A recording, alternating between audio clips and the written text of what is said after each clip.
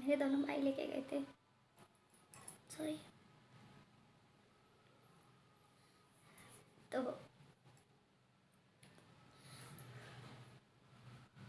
Sorry.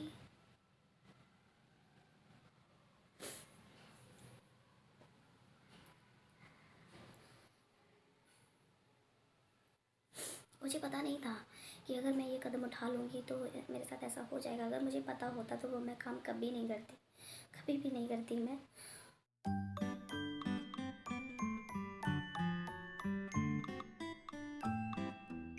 Hello everyone, कैसे हैं आप लोग? आई होप सब लोग अच्छे होंगे। मैं सोच रही थी कि मैं आज आपसे कुछ ऐसा शेयर करूं जो मुझे लगता है कि मुझे करना चाहिए, और मैं चाहती हूँ कि सभी को इस बारे में पता हो, इस चीज़ के बारे में।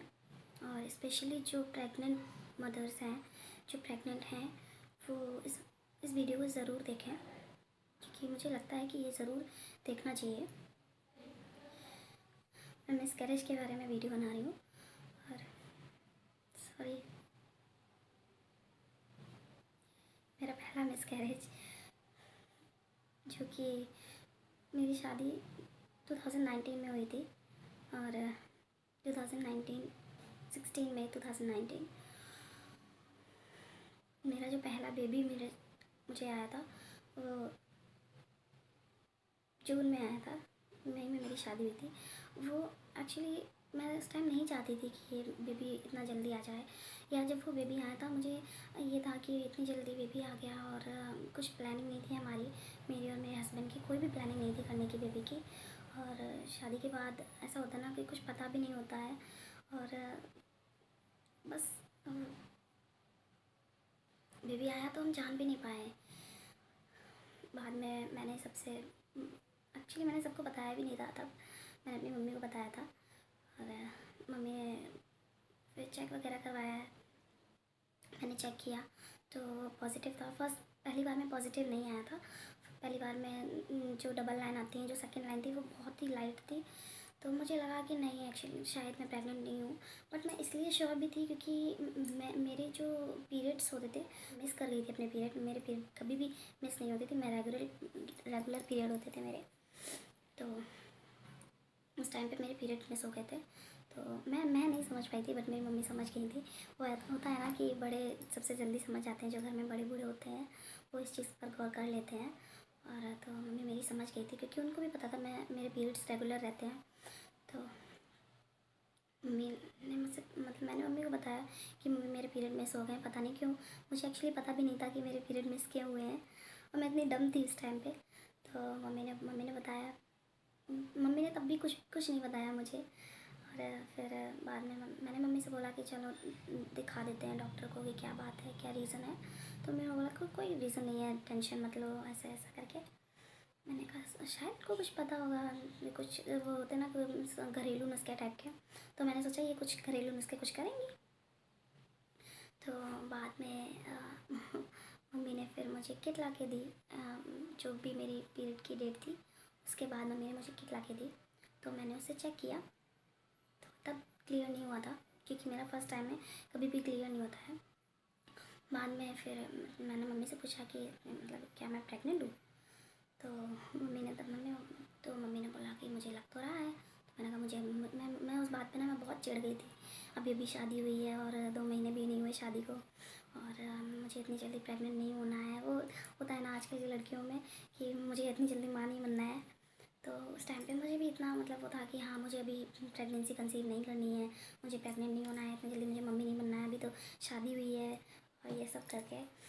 फिर मम्मी ने मुझे समझाया कि मतलब अगर पहली बार में हो जाता है तो हो जाता है, फिर टाइम लगता है। मैंने फिर भी उनसे मना किया। मैंने कहा नहीं, मुझे नहीं करना है ये वो। मैं इस बात पे ना मम्मी से लड़ गई थी। मैंने कहा मुझे टैबलेट दिला दो या दवा दिला दो। तो क्योंकि उस टाइम पे मैं बिल्कुल भी प्रिपेयर नहीं थी प्रेगनेंसी को लेके, ना मैं प्रिपेयर थी, ना मेरे हस्बैंड प्रिपेयर थे। मैं बिल्कुल, हम लोगों ने सोचा ही नहीं था इस बारे में। और सोचते भी कैसे, क्योंकि हमारी शादी को 2 महीने ही हुए थे उस टाइम पे। तो मुझे लगा कि पता नहीं क्यों ऐसा, इतनी जल्दी ऐसा सब कुछ क्यों मेरे साथ। तो फिर मम्मी ने बहुत समझाया, फिर सभी लोग समझाने लगे।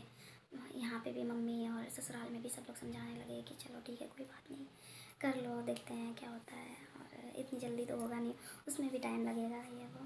मैंने फिर तो मम्मी ने बहुत समझाया, फिर मैंने कहा चलो ठीक है। मैंने अपने माइंड को प्रिपेयर किया, मैंने और मेरे हस्बैंड ने।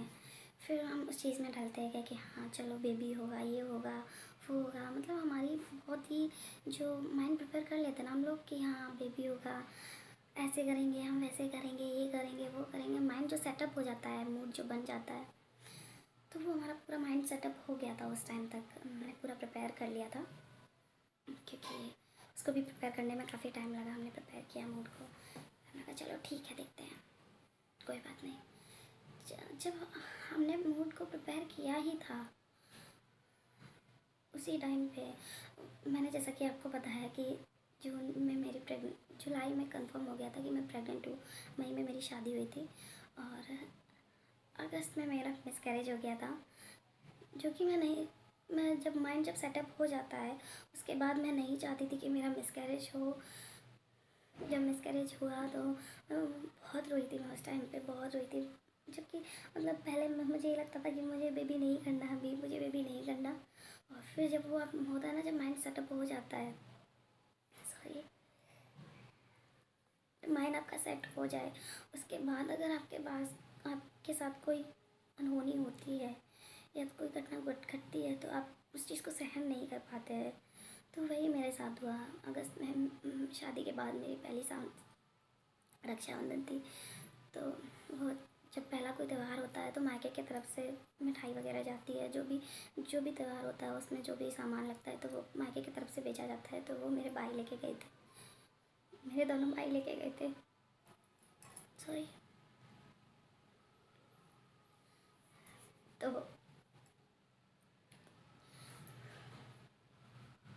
सॉरी,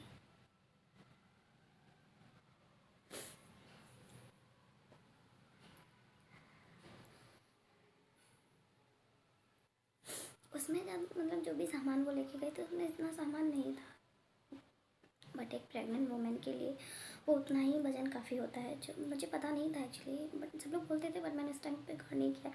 और जब मैं वो सामान उठा रही थी तो मुझे पता नहीं था कि अगर मैं ये कदम उठा लूँगी तो मेरे साथ ऐसा हो जाएगा। अगर मुझे पता होता तो वो मैं काम कभी नहीं करती, कभी भी नहीं करती मैं।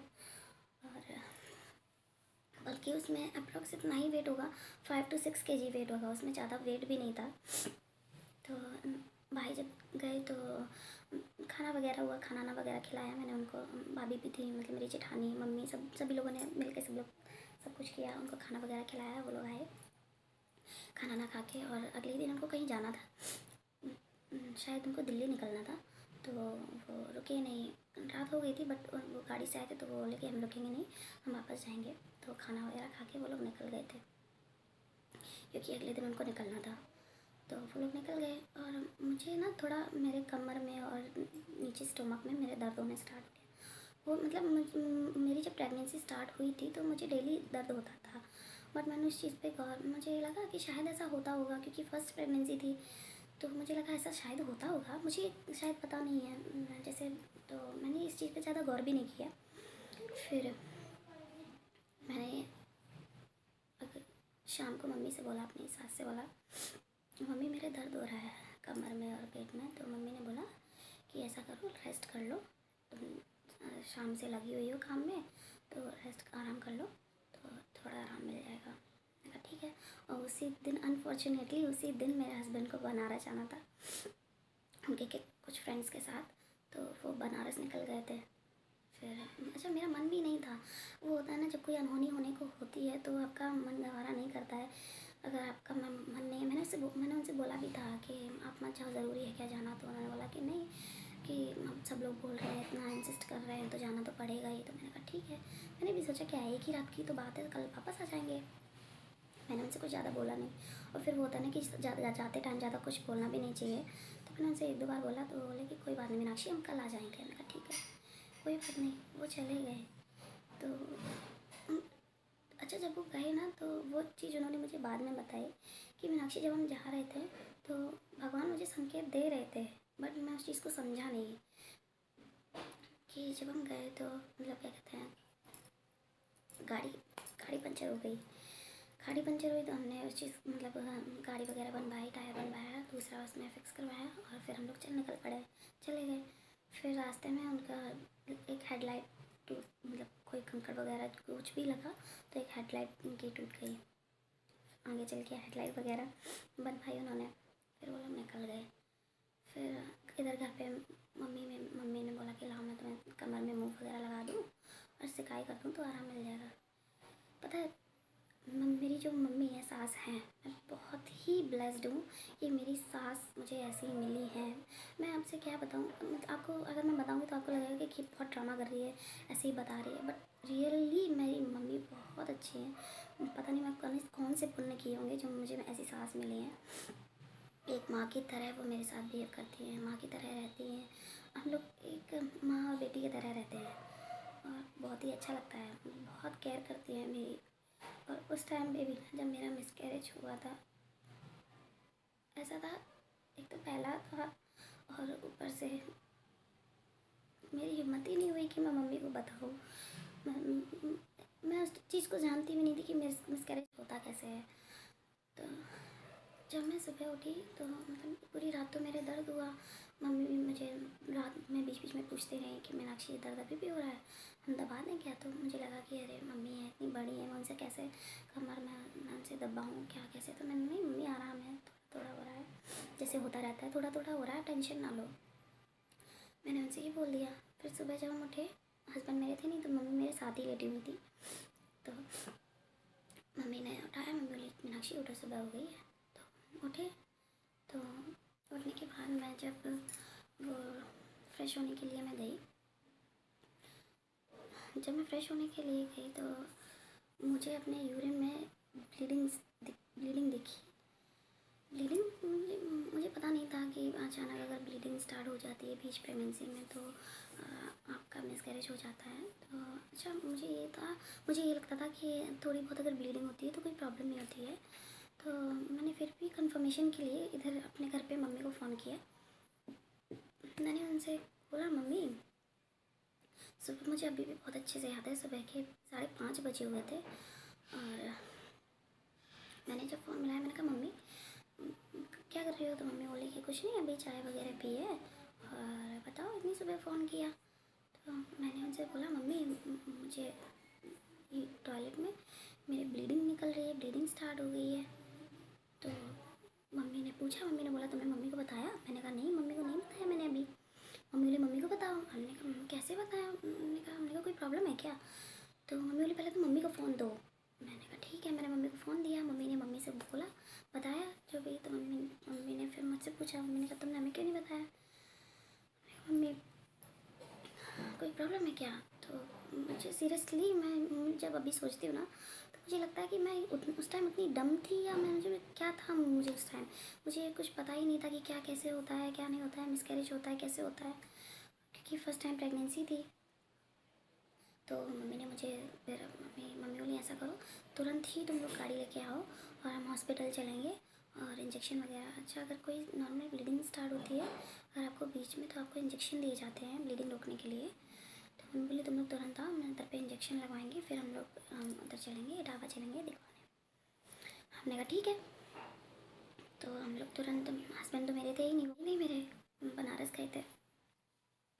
तो मैं मम्मी और मेरे भैया और भैया मतलब मेरे जेठ और भाभी हम लोग निकले वहाँ से। तो बीच में जहाँ पे हम रहते हैं बहुत ही छोटे गांव से बिलोंग करते हैं और तो वहाँ पे इतनी कुछ फैसिलिटीज़ नहीं हैं जो अस्पताल में होनी चाहिए। तो तुरंत ही हम लोग वहाँ से निकले। तो गाँव में वैसे भी कुछ ज़्यादा नहीं होता है, अगर आपको अचानक से कोई प्रॉब्लम आ जाती है ऐसे बीच में तो आप उसको हैंडल नहीं कर सकते तुरंत पे किसी भी गांव में। हम लोग वहाँ से निकले तो बीच में सिकंदरा में, मतलब मेरा गांव जैनपुर है कानपुर देहात में, तो बीच में सिकंदरा पड़ता है। तो हम लोग वहाँ पे रुके, वहाँ पे मेरी ननद का भी घर है। तो उन्होंने सजेस्ट किया कि यहाँ पे एक डॉक्टर है तो आप लोग उनसे मिल लो, काफ़ी अच्छी डॉक्टर हैं, तो वो इस बारे में नॉलेज है उनको, इंजेक्शन वगैरह देती हैं, आप लोग चेक करा लो। मैंने कहा ठीक है। तो हमने जब चेक कराया तो उन्होंने क्लियरली बोल दिया कि आप चाहे कुछ कर लो, अगर आप इंजेक्शन भी लगवाते हो या कुछ करते हो, ये बेबी अब नहीं रुकेगा। ये मिसकैरेज हो गया है, अब ये बेबी नहीं रुकेगा। आप अगर इंजेक्शन भी लगवाते हो तब भी नहीं ये रुकेगा। जब उन्होंने ये चीज़ बोली तो मुझे बहुत ही अंदर से बहुत ही हर्ट हुआ। मैं मतलब अभी तक ये था ना, पहले तो मैं उस चीज़ के लिए राज़ी ही नहीं थी कि नहीं मुझे नहीं रखना है, मुझे नहीं रखना है। फिर जैसे जैसे मैंने अपने माइंड को सेट किया, अपने मन को सेट किया, मैंने कहा चलो ठीक है। फिर कोई चीज़ अगर आपके अंदर हो रही हो, वो दिन पे दिन अगर आपका बिहेवियर चेंज हो रहा हो, आपकी डेली रूटीन में आपकी फ़िज़िकल चीज़ें चेंज हो रही हो, और अगर आपको वो चीज़ अच्छी लगने लगती है, आप माइंड में सेट कर लेते हो कि हाँ अब कुछ ही दिन बाद मेरा बेबी मेरे साथ होगा, और ये सब करके तो अचानक से अगर कोई ऐसी अनहोनी हो जाए, अगर आपसे कोई बोल दे कि पॉसिबल ही नहीं है कि ये आपको मिल पाएगा, तो बहुत हर्ट होता है। उस टाइम मैं बहुत हर्ट हुई थी, मैं बहुत रोई थी उस टाइम। लिटरली मतलब मेरे आंसू उस टाइम रुक ही नहीं रहे थे। जब मैं वो चीज़ याद कर लेती हूँ तो मन बहुत हर्ट होता है। एक तो मेरे हस्बैंड उस टाइम पे साथ में नहीं थे, उनको जाना पड़ा। और जब मैं वहाँ से चली ना तो उस टाइम मेरे हस्बैंड से मेरा कोई भी कांटेक्ट नहीं हो पा रहा था। उनका फ़ोन बंद हो गया था, फ़ोन चार्ज नहीं था, और रात में निकले थे तो उन्होंने रूम ले लिया था तो वो सो गए थे। अब अगर पहले से कोई चीज़ पता हो तो इंसान उस चीज़ पे गौर करता है। ये चीज़ अचानक हुई तो उनको भी कोई ऐसा अंदाज़ा नहीं था, किसी को नहीं था, किसी को नहीं होता है, मुझे भी नहीं था, उनको भी नहीं था। वो तो भगवान के ऊपर है, वो जब भी जो कुछ करवाएं। तो फिर भी मैंने उनको मैसेजेस छोड़ दिए थे। मैंने कहा जब भी आप फ़ोन देखो तो प्लीज़ मुझे कॉल करना, मुझे ज़रूरी बात करनी है, हम इटावा जा रहे हैं। मैं जब वो चीज़ लिख रही थी ना तो मेरे आंसू निकल रहे थे। मैंने कहा मेरा मिसकैरेज हो गया है और हम लोग इटावा के लिए निकल रहे हैं, आप जब भी फ़ोन खोलो तो आप एक बार प्लीज़ कॉल कर लेना। तो वो गए हुए थे बनारस। उन्होंने जब फ़ोन खोला तो मुझे फ़ोन किया। जब उन्होंने मुझे फ़ोन किया तो मेरे पास फ़ोन नहीं था। मेरी मेरी बात ही नहीं हो पा रही थी।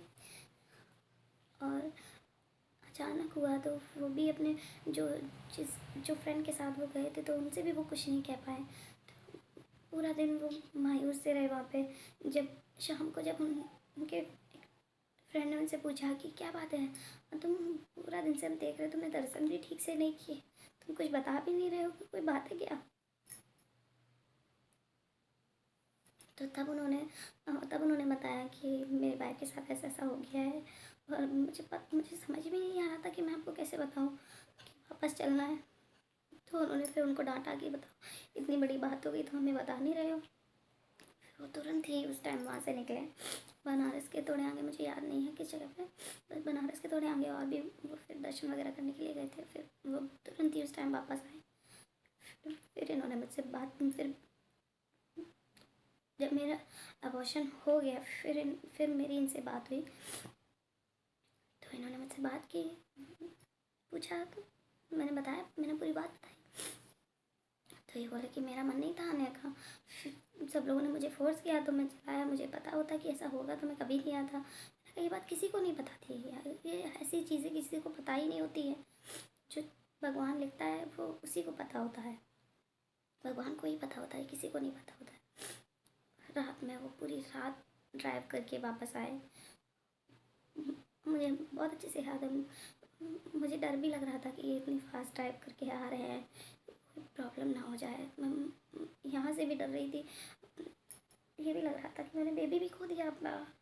वो भी इतनी रात में आ रहे हैं वापस, कैसे क्या ड्राइव कर रहे होंगे, क्या सोच रहे होंगे। जब इंसान जब माइंडली ठीक नहीं होता है ना तो वो कैसे भी यही सोचता है कि मैं उस जगह पे पहुँचूँ कैसे भी करके।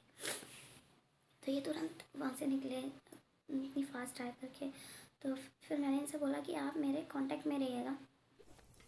मैंने फिर इनसे कॉल पे मैं इनके कांटेक्ट में रही, कंटिन्यू कॉलिंग चली हमारी। और वहाँ पे मेरा अबॉर्शन हो चुका था, अबॉर्शन हो गया था मेरा। और फिर ये रात में 4 बजे पहुँचे पहुंचने के बाद और अबॉर्शन होने के बाद फिर वहाँ से पापा मम्मी मतलब मेरी मम्मी वहाँ पे रुकी थी, मतलब सास मतलब मम्मी सास को, और भाभी भैया वहाँ से फिर सब लोग निकल आए थे, घर पे आ गए थे, मतलब क्योंकि हॉस्पिटल में ज़्यादा लोग को अलाउ तो करती नहीं है। तो फिर मैं वहाँ पे थी और मैं तो होंगी, मेरा अबॉर्शन हुआ था तो मम्मी थी, बस हम ही दोनों लोग थे, क्योंकि हॉस्पिटल में ज़्यादा लोग अलाउ नहीं करते हैं। तो मम्मी और वो सब लोग घर पे आ गए थे, क्योंकि मतलब फिर सुबह सबको मम्मी बोले हम सुबह आ जाएंगे खाना वगैरह लेके और सब कुछ, ठीक है। फिर ये 4 बजे घर पे 4 बजे पे ये घर पे पहुँचे। इन्होंने बोला कि हमें अभी जाना है, तो फिर हमने इनसे मना किया, हमने कहा अभी मत आओ, सुबह मतलब सब लोग आएंगे मम्मी वगैरह, फिर आप तब आ जाना। फिर इन्होंने मुझे बाद में बताया कि तुमने बोल तो दिया कि सुबह आना, बट वो चीज़ मुझे पता है कि मैंने कैसे कंट्रोल किया, मैं कैसे फिर मैंने 4-5 घंटे मैंने उसको हैंडल किया। फिर जब सुबह सब लोग आए फिर ये आए। और एबॉर्शन जब हुआ था तो मुझे डिलीवरी वार्ड में, तो मैं वहीं पे थी, तो वहाँ पे जेंट्स को अलाउ नहीं करते हैं आने के लिए, मतलब मिलने के लिए अलाउ नहीं करते हैं, तो ये आ ही नहीं पाए। फिर उन्होंने मुझसे बाहर से ही फिर मुझसे कॉल पे बात की कि क्या कैसे मुझे आने ही नहीं दे रहे हैं। मैंने कहा जेंट्स को अलाउ नहीं करते हैं यहाँ पे आने के लिए। तो फिर जब हम लोग दूसरे रूम में शिफ्ट हुए फिर ये आए मेरे पास, फिर काफ़ी देर तक बैठे मेरे साथ। फिर दूसरे दिन हमारा डिस्चार्ज हो गया था, हम फिर निकल आए घर पे, फिर हम लोग घर पे आ गए। फिर उस चीज़ को सोच सोच के फिर थोड़ा हर्ट हुआ कि कुछ था मेरे पास जो अब नहीं है। तो लाइफ में हम कुछ चीज़ें ऐसी कर लेते हैं जिस चीज़ को सोच के हम बाद में पछताते हैं कि काश हम ऐसा ना करते तो हमारे साथ ऐसा ना होता, बट बाद में कोई फ़ायदा नहीं होता उस चीज़ को सोच के। तो हमें कुछ ऐसा नहीं करना चाहिए जो हमारे फ़ायदे के लिए ना हो, हमें नुकसान पहुंचाए, वो बिल्कुल नहीं करना चाहिए। बट कभी कभी ऐसा भी हो जाता है ना कि कुछ चीज़ें भगवान के ऊपर होती हैं, तो वो जो करवाता है वो होता है। शायद भगवान को मंजूर नहीं था कि वो बेबी मुझे मिले, तो इसलिए वो मेरे साथ नहीं है। बट कोई नहीं, नव के आने के बाद मैं बहुत खुश हूँ अब, और सभी लोग बहुत खुश हैं नव के आने के बाद। और ये एक ऐसी याद बन गई जो मेरी ज़िंदगी से कभी जाएगी नहीं, बट मुझे इतना भरोसा है कि नव उस कमी को पूरा कर देंगे। और बस भगवान के ऊपर है अब तो, जो वो कराएगा। बस मुझे उनसे यही प्रार्थना है कि नव को वो हर खुशी दें जो वो चाहता है, और जो मैं चाहती हूँ मैं नव के लिए करूँ। मैं आज ये रियलिटी बता दूँ कि मैंने ये ब्लॉगिंग स्टार्ट क्यों की है। ये मैंने ब्लॉगिंग स्टार्ट इसलिए की क्योंकि मुझे ना फाइनेंशियली थोड़ी मतलब वैसे कोई प्रॉब्लम नहीं है, बट होता है ना कि कुछ चीज़ें ऐसी होती हैं जो हम चाहते हैं लेना, बट हम ले नहीं पाते हैं। क्यों? क्योंकि आजकल इतने मतलब इतने खर्चे हो गए हैं कि फैमिली के इतने खर्चे होते हैं, मतलब हर चीज़ के ऊपर फाइनेंशियल इतना वो नहीं हो पाता है। तो मेरा ये है कि जब भी मैं चाहूँ कि मुझे लगे कि मुझे नव के लिए ये लेना है, तो मैं उस चीज़ को रोकूँ ना अपने आप को कि नहीं मैं नहीं लूँगी, मेरे पास उतना बजट नहीं है। तो मैंने ये चैनल इसीलिए खोला है कि अगर ये मेरा चैनल मोनेटाइज हो जाता है, ये चैनल आगे बढ़ जाता है, तो मैं नव के लिए वो सब कर सकूँ जो मैं चाहती हूँ। तो बस आप लोगों से यही मैं रिक्वेस्ट करूँगी, आप लोग प्लीज़ सपोर्ट करिए। और मैं चाहती हूँ कि ये चैनल आगे बढ़े और मेरी जो भी मन में मेरे ख्वाहिशें हैं नव को लेके पूरी हों। और इसमें आप ही लोग मेरा सपोर्ट कर सकते हैं, आप ही लोग इस चीज़ को पूरा कर सकते हैं, तो प्लीज़ सपोर्ट करिए। और मैं सभी से जो भी प्रेग्नेंट लेडीज़ हैं मैं उनसे कहूँगी अपना ख्याल रखिए, अच्छे से रहिए, और कोई भी ऐसा काम ना करें जिससे आपको और आपको बेबी को हर्ट हो और आपको कोई प्रॉब्लम हो। मैं नहीं चाहती कि जो मैंने कोई चीज़ फेस की है वो कोई और मदर करे, क्योंकि ये बाद में बहुत हर्ट करती है, बहुत ज़्यादा हर्ट करती है। चलिए अब इस ब्लॉग को यहीं एंड करते हैं। लाइक करिएगा, शेयर कमेंट सब्सक्राइब करिएगा, और प्लीज़ हमें सपोर्ट करिए।